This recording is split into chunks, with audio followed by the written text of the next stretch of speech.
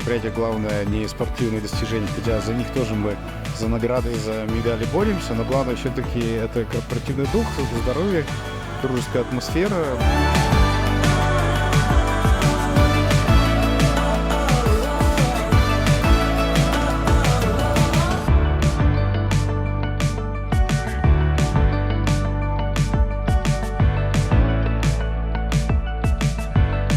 Победа далась легко, но все соперники были достаточно серьезными. Алнашский колхозник, они у нас постоянные лидеры. Нам было их очень сложно победить, и мы вот рады, что мы выиграли.